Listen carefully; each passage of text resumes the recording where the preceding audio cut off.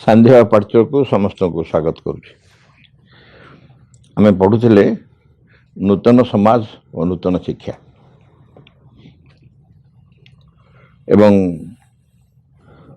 प्रपत्ति महाशय लिखिं शिक्षा और समाज अंगांगी भाव जड़ित।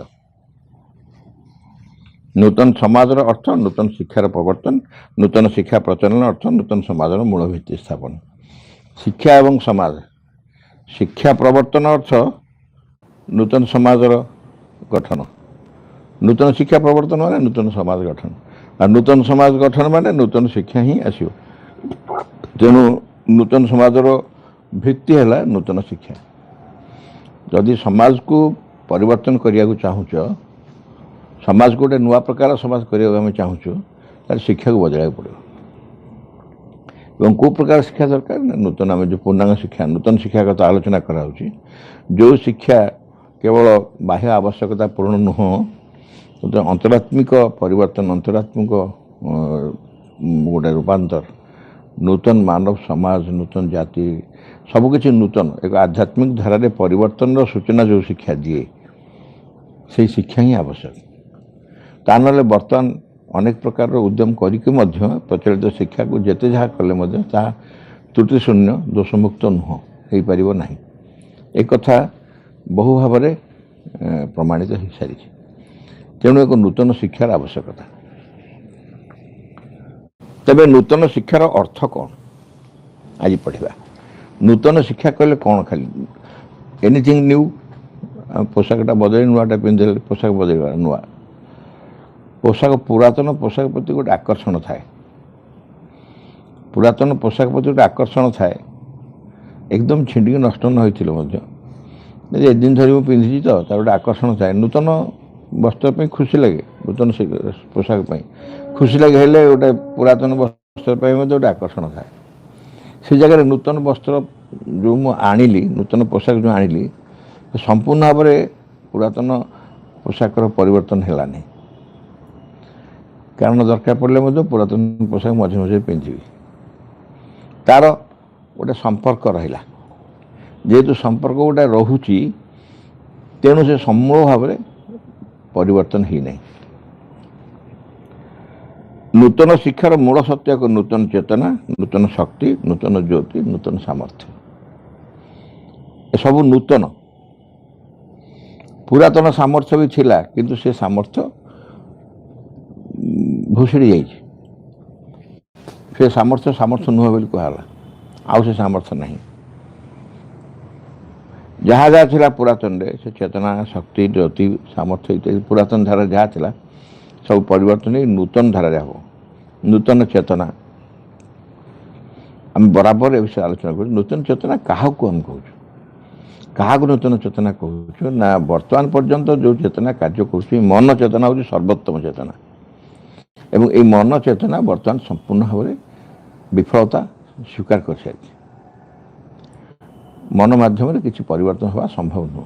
तेणु तापर आसला चैत्य चेतना।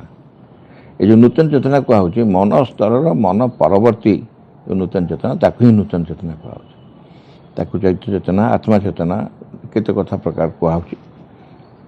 नूतन शक्ति, तार जो शक्ति से जो चेतना सी आसा बेले तार जो शक्ति, जो सामर्थ्य, जो ज्योति सांगे धरी आसे, से नूतन शक्ति, नूतन चेतना, नूतन ज्योति, नूतन सामर्थ्य, यह ही हूँ नूतन शिक्षार परिचय। नूतन शिक्षा माने यह सब नहीं नूतन शिक्षा। जदि नूतन शिक्षार आलोक द्वारा चेतना रूपांतर न घटे तेरे ता नूतन शिक्षा नुहे। जदि नूतन शिक्षार आलोक द्वारा चेतना रूपांतर न घटे, चेतना रूपांतर माने माने मन चेतना पर चैत्य चेतनार आविष्कार हो, चैत्य चेतना प्रकाश पाइब, चैत्य चेतना प्रतिष्ठित हो, तारी माध्यम कार्य हो, समाज गढ़ा हो, तारी माध्यम व्यक्ति विशेष ता द्वारा परिचालित हो। जदि यह नहला, नूतन शिक्षार आलोक द्वारा जदि यह न पारला, ताल सेटा नूतन शिक्षा नुह। यही शिक्षा हूँ प्रमाण। नूतन शिक्षार आलोक द्वारा चेतना जदि रूपांतर नहला, अर्थात चैत्य चेतना यदि प्रकाश न पाला मन चेतना पर चैत्य चेतना, तेरे ता नूतन शिक्षा नुहे। ये हूँ प्रमाण, ता नूतन शिक्षा नुहे। चेतना ज्योति और शक्ति एक संगरे जाए। चेतना शक्ति और ज्योति एक संगरे जाए तमाने से not different from each other, से सब एका संगे था। चेतना शक्ति ज्योति एम समस्ते एकाठी गोटे सांगे था, कला सांग ही जाते। जहाँ आप गोटे कार आम कहू कार चक, car hit steering, car gear सब एका संगे थाए। अर्थ कौन? अर्थ मान से समस्त टुगेदर, गो टुगेदर, अलग अलग जाती। चेतना और शक्ति ज्योति अलग अलग जापर, सब एकाठी था। नूतन चेतना एक नवीन ज्योति, new light. New light and new light old light हुई तफात कौन? ओल्ड लाइट केवल ओल्ड थिंग को ही देख।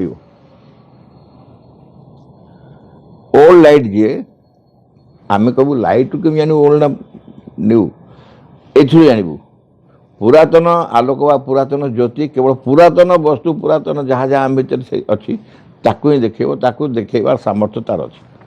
नूतन ज्योति कौन? जहाँ जहाँ नूतन भविष्य आसो ताकू से दृष्टिपात करे, आमको से देखे पार, जो पुरातन ज्योति माध्यम आम देखिपर। तेणु न्यू लाइट एक नवीन ज्योति, चेतना ज्योति और शक्ति एक नवीन ज्योति। नूतन चेतना एक नवीन न्यू लाइट, एक नूतन शक्ति न्यू फोर्स को बुझाए। ये न्यू फोर्स माने आम जो आम फिजिक्स जो मैंने पढ़ी फोर्स कहले गोटे हॉर्स पावर को केते एचपी रो फोर्सटा है। गाड़ी फाड़ी किनला बेले केते एचपी? 1 HP, 1.5 HP. सब कह अर्थ हो शक्ति एचपी अर्थ हॉर्स पावर। गोटे केमी के गोटे कैलकुलेशन कर देखते साइंटिस्ट मैंने गोटे घोड़ार जी शक्ति 1 एचपी मान तारी प्राय समास्कंद से प्रकार जी शक्ति गोटे घोड़ा भीतर थाए से शक्ति जिते गोटे गाड़ी देला तो 1 एचपी गोटे हॉर्स पावर तो टेक्निकल टर्म कहूँ। टेक्निकल टर्म सब घोड़ा सामान नुहति, यहाँ गोटे केवे कहीं जन एचपी बोली कहते 350 मोटरसाइकिल बुलेट कह जाए। 3.5 एचपी कैपेसिटी तार सामर्थ्य तार शक्ति स्ट्रेंथ तार सेमती नूतन कौन? नूतन शक्ति होची, नूतन ज्योति होची बा नूतन शक्ति से जो चेतनार सामर्थ्य जो शक्ति आसीबो से मसल शक्ति नुह। केते दौड़ी पार्छ, केते एक्सरसाइज कर पार्छ, केते दंड बटी मारी पार्छ से मेजरमेंट नुह। से एभली एक असरंती शक्ति आम भीतर दब जो शक्ति बड़े क्लांति नहीं, जो शक्तिर प्रयोग रे क्लांति नहीं, क्लांतिहीन भाव में जन कार्य कर कारण से जो स्तर शक्ति जो स्तर शक्ति आसो ताकू आम बाहर एलाबोरेट करी डिजाइन करी देखी पारिबानी। साइंटिस्ट मानकर फिजिक्स जमी से मेजरमेंट कर प्रकार एनर्जी, काइनेटिक एनर्जी कि स्टैटिक एनर्जी, को प्रकार एनर्जी सब विभिन्न प्रकार एनर्जी सब मेजरमेंट कर से मेजरमेंट शक्ति नुहे। मेजरमेंट ये को प्रकार शक्ति ना आम भितर जो लुकायित थिबा शक्ति समूह जहाँ के प्रकाश पाइने ताकू जी प्रयोग कर ताकू व्यवहार कर अर्थात आत्मशक्ति आमर निजस्व शक्ति जे भगवान को ठार मिली जो शक्ति से शक्ति की जे प्रयोग करवा प्रकाश करे। असल समस्या होची जहाँ आम आलोचना कर सारी प्रपति महाशय बर्तमान से ही कहे असल समस्या होची मनमय चेतना रही मनुष्य तार निज समस्या समाधान करिबार व्यर्थ होई। 2 मिनिट तले आम आलोचना करूँ अल्प समय तले मन तार समस्त सामर्थ्य प्रयोग कर व्यर्थ हो सारी विफल हो सारी मन आ पारा ना आ से गोटे मनर कौन दुर्गुण नुह दुर्बलता नुह मनर सामर्थ्य से दुर्बलता नुह तार सामर्थ्यर मेजरमेंट से जी से पार से कला तापर आउ से तेणु से व्यर्थ। मन समस्या गुड़िकर उत्थापन करे मात्र समाधान करें। आम सब कहूनि अरे खाली तो समस्या समस्या समस्या कही चलच ସମାଧାନ ଟିକେ କହିଲେ କି କୁହ, କୋଉଠୁ ଆଣିବେ? ଏ ସମାଧାନ ଆଣିବେ କୋଉଠୁ? ସମସ୍ୟା ସିନା କହିଦେଇପାରିବେ ମନ ମାଧ୍ୟମରେ, ମନ ସମସ୍ୟା ସୃଷ୍ଟି କରେ, ସୃଷ୍ଟି ନୁହଁ, ବୁଝେଇ ଦେଇପାରିବ, ବତେଇ ଦେଇପାରିବ, କହିଦେଇପାରିବ ଏଇଟା ହେଉଛି ପ୍ରୋବ୍ଲେମ୍, ଏଇଟା ପ୍ରୋବ୍ଲେମ୍। ସଲ୍ୟୁସନ୍ ମୋ ପାଖରେ ନାହିଁ। ସଲ୍ୟୁସନ୍ ଆଉ କାହା ପାଖକୁ ଯା। ଶର୍ମାଜୀ କହନ୍ତିନି ସଲ୍ୟୁସନ୍ ପାଇଁ ଯା ବାବାଜୀ ମହାରାଜ ପାଖକୁ। ମୁଁ ତମକୁ କହିଦେବି ସବୁ, ବହି ପାଠ କହିଦେବି ସିନା, ଅସଲ ପାଠ ଯେ ବାବାଜୀ କହିବେ। ସମାଧାନ ମନ ଦେଇପାରିବ ନାହିଁ, ଏଇଟା ପ୍ରମାଣିତ ହେଇସାରିଛି। ମନର ସେ ସାମର୍ଥ୍ୟ ନାହିଁ। ମନ ଏବେ ଜ୍ଞାନର ଭୂମି ନୁହେଁ, ଶକ୍ତିର ଉତ୍ସ ନୁହେଁ, ସଂଯମ ଶୃଙ୍ଖଳାର ଆଧାର ନୁହେଁ। ଏବେ ଯେଉଁ ଜ୍ଞାନ ଶକ୍ତି ସଂଯମିତ ମନ ଆଉ ତା ନାହିଁ। ମନଠାରୁ ପ୍ରାଣ ବଳିଆନ ହେଇଯାଇଛି। ମନଠାରୁ ପ୍ରାଣ ବଳିଆନ ହେଇଯାଇଛି। ପ୍ରାଣର କ'ଣ କି ସାମର୍ଥ୍ୟ ଦେଖୁନା।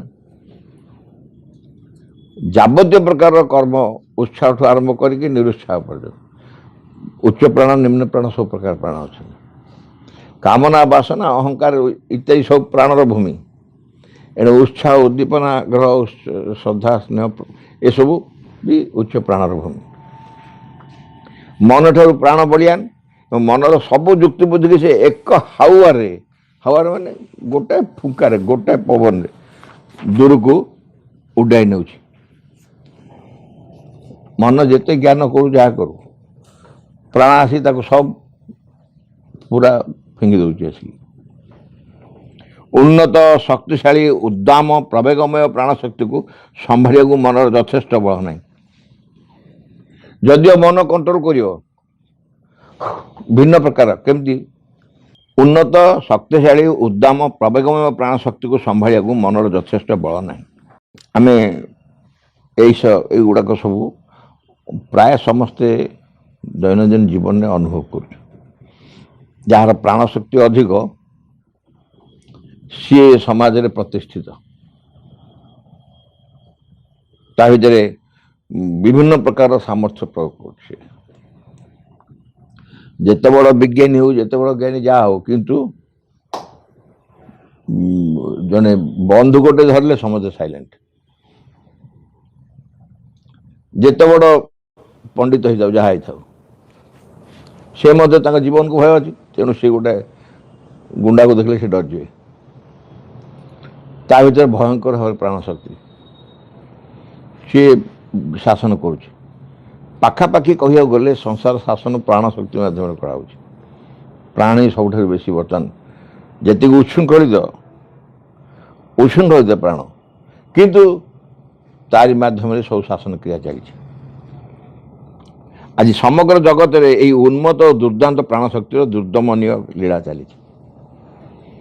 ସମଗ୍ର ଜଗତରେ ସେ ନର୍ଥ କୋରିଆର ସେ ଯେଉଁ ମୋଟା ଲୋକଟି, ସେ କ'ଣ ତା ମନ ଇଚ୍ଛା ଯେତେବେଳେ ଏବେ କ'ଣ କହିଲାନି, କିଏ ହସି ପାରିବେନି, ତାଙ୍କ ଦେଶରେ କିଏ ହସି ପାରିବେନି, ହସିବା ପରେ ବି ଲାଇସେନ୍ସ।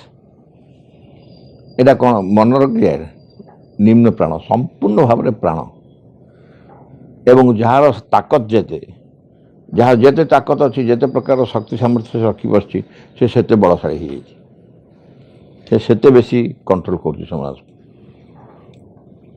ଏହା ସମ୍ପୂର୍ଣ୍ଣ ଆସୁରିକ ଓ ବିଭତ୍ସ।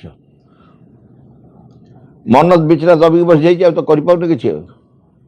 ମନ ବିଚରା ଦବି ଯାଇଛି, ବସିଯାଇଛି ଚୁପଚାପ। ପ୍ରାଣ ଯାହା ନେଇ ତା ମାନେ ଉଦଣ୍ଡ ନୃତ୍ୟ ଚାଲିଛି, ବିଭତ୍ସ। ଯେପରି ହଉ ମଣିଷକୁ ଯେମିତି ହଉ ସେମିତି ହଉ। ଏହାକୁ କିଏ ରୋକିପାରିବ? ଏହାକୁ ରୋକିପାରିବ କିଏ? ପ୍ରାଣର ଏହି କ୍ରିୟାକୁ କିଏ ରୋକିପାରିବ? ମନ ଓ ପ୍ରାଣର ଊର୍ଦ୍ଧ୍ୱରେ ରହିଛି ଏକ ପରମ ରୂପାନ୍ତରକାରୀ ଦିବ୍ୟ ଚେତନା। ତେଣୁ ବର୍ତ୍ତମାନ ସଲ୍ୟୁସନ୍ ଆସିଲା। ମନ ଆଉ ପ୍ରାଣ, ମନ ଦୁର୍ବଳ, ପ୍ରାଣ ତାକୁ ଅଧିକାର କରିସାରିଲାଣି, ପ୍ରାଣ ବିଭତ୍ସ କ୍ରିୟା କରିଚାଲିଛି। କିନ୍ତୁ ତାକୁ ପରିବର୍ତ୍ତନ କରିହେବ, ତାକୁ ମଧ୍ୟ କଣ୍ଟ୍ରୋଲ କରିହେବ, ତାକୁ ମଧ୍ୟ ଲଗାମ ଦେଇହେବ। କିଏ କରିପାରିବ? କିଏ ତାକୁ ବଦଳାଇ ପାରିବ? ନା, ତାଠାରୁ ଯଦି ଊର୍ଦ୍ଧ୍ୱତର କେହି ଶକ୍ତି ଅଛି, ସେ କରିପାରିବ। ଏବଂ ସେହି ଶକ୍ତି ଅଛନ୍ତି। ମନ ପ୍ରାଣ ଊର୍ଦ୍ଧ୍ୱରେ ରହିଛି ଏକ ପରମ ରୂପାନ୍ତରକାରୀ ଦିବ୍ୟ ଚେତନା। ରୂପାନ୍ତରକାରୀ ଦିବ୍ୟ ଚେତନା। ପ୍ରାଣ ଯେତେ ଉଚ୍ଛୃଙ୍ଖଳ ହଉ, ପ୍ରାଣ ଯେତେ ଯାହା ନିମ୍ନଗାମୀ ହେଇଥାଉ ପଛକେ, ସିଏ ରୂପାନ୍ତର ହେବା ପାଇଁ ବାଧ୍ୟ ହେବ। कारण से चेतना प्रयोग फल समग्र जगत सबकि रूपांतरित हे प्राण ता भर बाद जो कड़ मन प्राण मध्य समस्त रूपांतरित हे एवं से जो रूपांतरकारी दिव्य चेतना से चेतना को श्रीअरविंद अतिमान चेतना बोली अभिहित कर जाचु अतिमान चेतना श्रीअरविंद शरीर में 1950 डिसेम्बर 5 मसीह डिसेम्बर 5 तारिख में 1950 मसीहा डिसेम्बर 5 तारिख में ता अवतरण कला से अतिमान चेतना ही सबकि रूपांतर कर रूपांतरकारी दिव्य चेतना से चेतना को श्रीअरविंद अतिमान चेतना बोली अभिहित कर दीर्घ काल धरी श्रीअरविंद तपस्या करी से नूतन चेतना को पार्थिव वायुमंडल में आनी दीर्घ काल धरी श्रीअरविंद तपस्या करी आम कह कौट तपस्या कले आम तो कहीं जापर तपस्या से कहते तपस्या मैंने तथाकथित जो पर्वत की पहाड़ गुंफार बस जो तपस्या कराए आम जो धारणा ताहा ही तपस्या से तपस्या नुह ताठर आहुरी गभीरतर आहुरी कठोर तपस्या श्रीअरविंद कर 40 वर्ष काल 1910 रु 1950 ये 40 वर्ष धरी श्रीअरविंद जो तपस्या कर तपस्या माध्यम ही अतिमान चेतना को पृथ्वी वायुमंडल से पृथ्वी पृष्ठ उतारी आनी पार्थिव वायुमंडल में आनी से चेतनार क्रियाफल दुर्दांत शक्ति गुड़ी को केवल आयत्त करहब ता नुहे बर से गुड़ी रूपांतरित करहब ये रूपांतर समय आसी उपस्थित यहाँ हूँ सब इंटरेस्टिंग कथा आपको भल कि बुझा कौन हम से जो चेतना पृथ्वीर वायुमंडल आसी पहुँचला जब श्रीअरविंद अवतरण कराइले से चेतनार कार्य कौन कौन पर अणागला कारण से चेतना आसापी समय आसीगला से चेतनार अवतरण करने पृथ्वी वातावरण में आसवा समय आसीगला क्या समय आसला कौन पर समय आसला ना शरीर प्राण मन इत्यादि जो चेतना आगुरी प्रतिष्ठित थिले सेमानकर जितेबाला सामर्थ्य शेष है जिते से संपूर्ण भाव में निष्क्रिय हो पड़े आउ तांको माध्यम किसी करा जाई पारिबो बोली जना पड़ला किसी करा जाई पारिबो नाही जना पड़गला सेतिबेले जो चेतनार आवश्यक से चेतना कौन करिवो एमानु खाली आयत्त करिवो नहीं खाली मन प्राण शरीर को आयत्त बा संयम करिवो नहीं केवल तांको रूपांतरित करिवो तांकर असल रूप पई तांको प्रस्तुत करिवो असल रूप नहीं तांको उपनीत करिवो मन प्राण शरीर एमाने समस्ते तांकर गोटे निजस्व धारा मध्य आउ एक नूतन अवस्था अच्छी रूपांतरित अवस्था से रूपांतरित अवस्था को मन प्राण शरीर को नवापाई अतिमान चेतना ही अवतरण करा जाए से चेतनार क्रियाफल यही दुर्दांत शक्ति गुड़ी को केवल जे आयत्त करहब ता नुहे आयत्त माने कंट्रोल करने दबानी से नुह कारण आयत्त कर रखिले कौ दिन खसीगले कौन कर पुणी आयत्त खाली कर रखिले हेनी कौन करा बस गुड़ी रूपांतरित करहब आउ से पुरातन रूप से रही आउ चेष्टा कले भी गंडगोल करें कारण भीतर से भावना सब पड़े से चिंता से भावना से विचार से धारा सब जहाँ जहाँ मन प्राण शरीर बर्तमान अच्छी से किसी रहा संपूर्ण रूपांतरित परिवर्तन हो नुआ प्रकार शरीर प्राण मन हे तेणु खाली आयत्त नुह रूपांतरित भी हे यही हूँ असल कार्य वर्तमान से समय उपस्थित यही रूपांतर समय आसी उपस्थित जदि रूपांतर समय आसी उपस्थित ताहले आम भितर जो मन प्राण शरीर क्रिया चली से क्रिया सेम चली रूपांतर समय आसी पहुंचला पर भी आम मन प्राण शरीर जो क्रिया सब चली से क्रिया माने सेमिति चली रूपांतर समय आसी उपस्थित कहूँ यहीटा गोटे अवास्तव कथा नुह तेणु रूपांतर समय जदि आसी पहुँची जाइए आम मन प्राण शरीर मध्य से धारे रूपांतरित होगापी बाध्य से कहार गोटे छाड़ो कि जो मैंने दरखास्त करेंगे केवल परिवर्तन रूपांतरित हम अन्न मान हम ना जैसे ऑनलाइन अप्लाई कराऊँ जो मान मन प्राण शरीर रूपांतर दरकार से लास्ट डेट एत ऑनलाइन अप्लाई कर मिनिमम ये सब किसी अच्छी कि ये सब किसी ना से स्वाभाविक भाव में समस्त रूपांतरित हम ही हम प्रत्येक व्यक्तिर मन प्राण शरीर रूपांतरित हे। श्री अरविंद पूर्णांग शिक्षार मूल श्री अरविंद पूर्णांग शिक्षार मूल कथा है देश और समाज को एक नूतन आध्यात्मिक रूपांतरकारी चेतना रे आधारित करवा, जहाँफल मनुष्य चेतनार रूपांतर घटव, दृष्टिर परिवर्तन हे, जीवन धारा बदल मनुष्य जीवन सिलेक्टेड फ्यू नुह अल्प के जनकर हम सेमती हेनी। आउ थे पढ़ा श्री अरविंद पूर्णांग शिक्षार मूल कथा है, जो पूर्णांग शिक्षा कथा आम कार्य करुचु आलोचना करुचु, जो शिक्षा खोलीगला पूर्णांग शिक्षा केन्द्र ओडिशा रे ए आलोचना सब आरंभ होई से जो श्री अरविंद पूर्णांग शिक्षा तार मूल कथा है देश और समाज को आम ये अटकीगले हंतानी।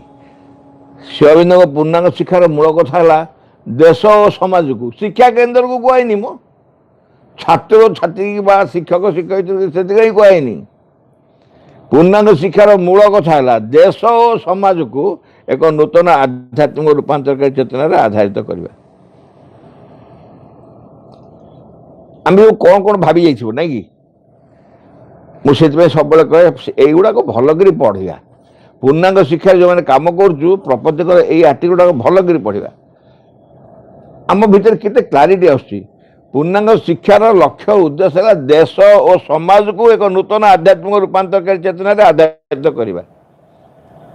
केमिति करवा शिक्षा माध्यम हम पूर्णांग शिक्षा माध्यम देश और समाज एम रूपांतरकारी ए नूतन आध्यात्मिक रूपांतरकारी चेतना परिवर्तित हे, से आधार से गढ़ा जहाँफल मनुष्य चेतना रूपांतर घटव, दृष्टिर परिवर्तन हे, चेतनार तो रूपांतर घटला मन चेतना पर चैत्य चेतना आसो, आध्यात्मिक चेतना आसो, दृष्टिर परिवर्तन घटे बाध्य घटापी मन दृष्टि जहाँ मन देखुला चैत्य चेतनार जो दृष्टि आस से दृष्टि निश्चय परिवर्तन घटव। पुरातन दृष्टि से केबे भी वस्तु सब आउ देखिपार ना, संपूर्ण नूतन दृष्टि दृष्टि चेंज हो परिवर्तन हो, जीवन धारा बदल जो धारा से जीवन बंचुला से धारा बदल आम जो प्रकार धारा बर्तमान बंचुचु आम सब जानीचु मनुष्य एक अत्यंत उच्चतर मानसिक अवस्था आम सब अच्छु, किंतु तार अर्थ कौन? आम सब मनुष्य एक उच्चतर मानसिक अवस्था में अच्छु, तार अर्थ कौन?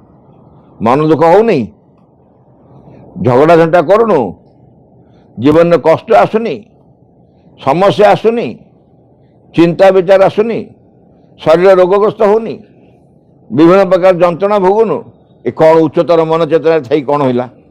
उच्चतर मन चेतना बास कर मनुष्य को एगुड़ा तो सब सेमती रहा कौन है? तेणु यही सब रही काम नुह, शिक्षा माध्यम नूतन चेतनार प्रसार है एकांत आवश्यक। आम जो पूर्णांग शिक्षा ये जो प्रथम कहले देश और समाज को नूतन आध्यात्मिक रूपांतरकारी चेतना आधारित करवा शिक्षा माध्यम केमिति हम एवं कहला शिक्षा माध्यम नूतन चेतनार प्रसार है एकांत आवश्यक। जो पिला माने पाठ पढ़े, जो अभिभावक मैंने स्कूल को आसवे, जो अपभाई मैंने शिक्षकता करेंगे, जो परिचालना गोष्ठी परिचालक मैंने आसवे, एम समस्त ये धारणा स्पष्ट हो कौन स्पष्ट हम ना एक नूतन रूपांतरकारी शक्ति यही शिक्षा माध्यम समाज रे क्रिया करिवो। शिक्षा माध्यम नूतन चेतनार प्रसार एवं एकांत आवश्यक। नूतन चेतनार प्रसार किपर हम अंततः लोक जानवे, जानी सारा कौन करेंगे आ पूर्व आर्टिकल कहुई आस्पुरा प्रत्याख्यान समर्पण से सीधा सीधा साधनार धारा पूर्ण जोग पूर्णांग शिक्षा जो विषय आलोचना कराई परिष्कार कहुई माँ बही श्री अरविंद जो द्वितीय अध्याय लिखिं आम जोगर उपाय कौ धारा जोग साधना हम पूर्ण जोग कथा बुझेला से कथा कहले एवं आमको पूर्णांग शिक्षा पाई मध्य से प्रकार एक साधनार मार्ग में कार्य करिया पड़ो। गोटे साधनार धारा कार्य करिया पड़ो समस्त को। साधना धाराटा कौन ना आस्पुरा प्रत्याख्यान समर्पण बा अभिप्सा प्रत्याख्यान समर्पण यही धाराटा प्रभु निजे घोषणा कर से बाटर आमको आमर नूतन चेतनार प्रसार होगा एकांत आवश्यक। समस्त पाखे नूतन चेतना विषय धारणा आसीज। मनुष्य मध्य चेतनार अंश रही सब मनुष्य भर अच्छे कारण मनुष्य तो अंतिम पर्याय नुह अनेक थर कह सही जे विवर्तन धारा मनुष्य अंतिम पर्याय नुह फाइनल प्रोडक्ट नुह शेष वस्तु नुह आउ आप विवर्तन नहीं एक कथा नुह संपूर्ण भूल। मनुष्यर विवर्तन चली रूपांतर चली प्रक्रिया आस्ते आस्ते चली तेणु मनुष्य भितर आ परवर्ती जो चेतना आसो तार अंश रही निश्चय जमती प्राण भितर मन चेतना थिला मन चेतना थिला बोली प्रकाश है से मन भितर अतिमान चेतना अच्छी यही मनुष्य भितर अतिमान चेतनार प्रभाव अच्छी ता भितर तार स्पर्श अच्छी ता भितर अतिमान चेतना किसी अच्छा रही निश्चय ता चेतनार अंश रही ता मनुष्य सत्तार चतुर्थ वर्ग स्तर चैत्य स्तर दिव्य सत्यर भोग चैत्य स्तर चैत्य चेतना जहाँ आम आलोचना करूँ कह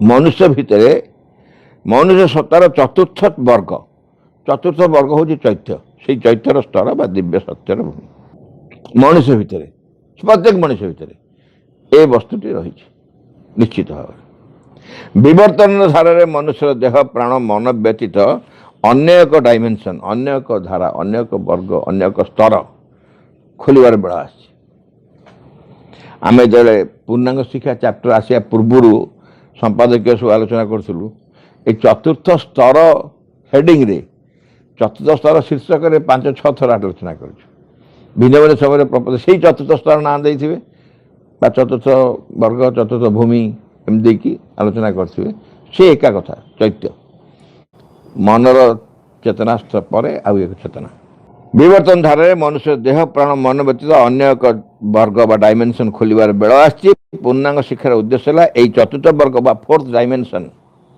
तार उद्भव करिबार साहाय्य करिबा यही वर्गर उद्भव हेले अर्थात प्रकाश हेले बा प्रतिष्ठा हेले नूतन समाज भित्ति स्थापित हो जो समाज बर्तमान अच्छी मनुष्य को लेकिन मानव समाज ता परवर्ती को नूतन समाज आसवे अतिमान चेतना व अतिमान जाति समाज तार भित्ति प्रस्तर स्थापन हो ये नूतन चेतनार प्रकाश फल सुतरां नूतन समाज मनुष्य मध्य अच्छी नूतन समाज आउ आम बुझी बुझी आसलु ए बुझीनु बोली कहले संभव नुह यही मनुष्य भितर अच्छी नूतन चेतना जी अच्छी से नूतन समाज को प्रतिष्ठा करें आगुरी कहगला तेणु जब नूतन चेतना मनुष्य भितर अच्छी तेणु नूतन समाज यही मनुष्य मध्य अच्छी तार अंतरतम चेतनार भ्रूण रूप रही समाज जो बीज समाज नूतन समाज जो बीज मनुष्य भितर अच्छी आम भितर हृदय अंतर से चेतनार विकास प्रकाश और प्रतिष्ठा से चेतनार विकास प्रकाश और प्रतिष्ठा निमित्त पूर्णांग शिक्षार व्यापक प्रसार सर्वादौ आवश्यक। पूर्णांग शिक्षार प्रसार कहीं आवश्यक एवं बुझीला कि नहीं पूर्णांग शिक्षार प्रसार व्यापक भाव में कहीं आवश्यक ना तार कारण होची से नूतन चेतनार विकास प्रकाश और प्रतिष्ठा मनुष्य भितर से नूतन चेतनार विकास हम प्रकाश हम एवं प्रतिष्ठा हम पूर्णांग शिक्षा माध्यम आम सब काउली बाउली हो विभिन्न जगह जो शुणुं ये शिक्षा कथा आलोचना चलला एत दिन धरिकी कौटे पाठ पढ़ा परीक्षा सिलेबस टेक्स्ट बुक कथा कहीं पढ़नी ये गुड़ाक सब हूँ शिक्षा पाठ पढ़ा विषय जे शिक्षा विषय कहते से जो मनीष गढ़ी से मनीष हे संस्थार मनीष मैंने जमी गढ़ाई पाठ्य पुस्तक textbook syllabus course study examination evaluation इत्यादि इत्यादि नहीं जो मैंने सब शिक्षा कर शिक्षा जो शिक्षा कह बर्तमान मनीष मैंने जमी से पुणी गुड़िया अमनीष बाहर असल शिक्षा जो चेतनार परिवर्तन नूतन चेतनार उद्भव नूतन चेतनार प्रकाश नूतन चेतनार प्रकाश प्रतिष्ठा इत्यादि जदि न होती ताले से शिक्षार आवश्यकता नहीं कहीं दरकार सी तो पुरातन शिक्षा चली नूतन शिक्षार आवश्यकता केवल यही मनुष्य को परिवर्तन करदेव नूतन जाति रे नूतन गोटे नूतन मानव जाति रे संपूर्ण नूतन मानव जाति रे समाज बदल देश बदल जाति बदल मनुष्य बदल समस्त बदल जाए रूपांतर माध्यम पूर्णांग शिक्षार लक्ष्य से उद्देश्य पूर्णांग शिक्षा करा तेणु से चेतनार विकास प्रकाश और प्रतिष्ठा निमित्त पूर्णांग शिक्षार व्यापक प्रसार सर्वादौ आवश्यक जिते अधिक पूर्णांग शिक्षा को प्रयोग करने समाज में आम से शीघ्र एक कार्य हम यह ही क्षयिष्णु समाज को बंचेबार साहाय्य करें जो समाज आस्ते आस्ते क्षय हो क्षयिष्णु समाजर तार जो असल स्वरूप जहाँ बहु अतीत से नहीं आस्ते आस्ते भांगी भांगी नष्ट हो जाए क्षयिष्णु समाज को बंचेबार माने नूतन रूप दबार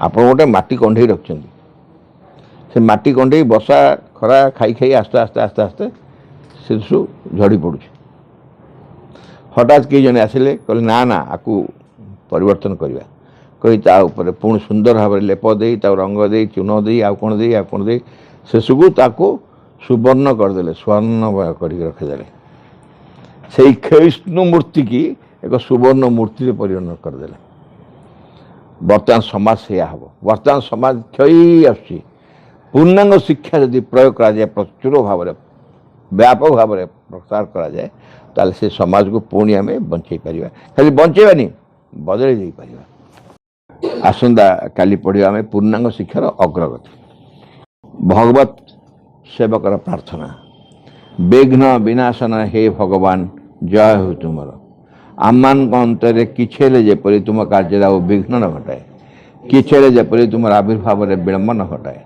सकल विषय सकल मुहूर्त पूर्ण हो तुम इच्छा तुम सम्मुखें छिड़ा आम मैंने तुमर इच्छा ही आम मध्य आम सत्तार प्रत्येक अंगरे प्रत्येक कर्म उच्चतम चूड़ारू तुच्छतम प्रत्येक टिकोशरे पुण्य हो तुम ठारे आम निष्ठा है जपरी सर्वांगीन चिरंतन आम मैंने अन्य सबकि परिहार कर चाहूँ संपूर्ण रूपे तुम प्रभावर अधीन रही आम मैंने केवे जेपरी न भूलु तुम निकट में गभीर भाव निबिड़ भाव कृतज्ञ ही रही प्रति मुहूर्त तुम्हें आम को जो अपरूप संपद सब दान कर जाऊँ से सबूर किसी जपरी आम मैंने अपचय न करूँ आम अंग जपरी तुम कार्य सहतर हुए से सब जपरी प्रस्तुत हो उठती तुम सिद्धि सकाश परम सिद्धिकर्ता हे भगवान जय हो तुमर विजय दिव आम ज्वलंत सक्रिय चरम अटल विश्वास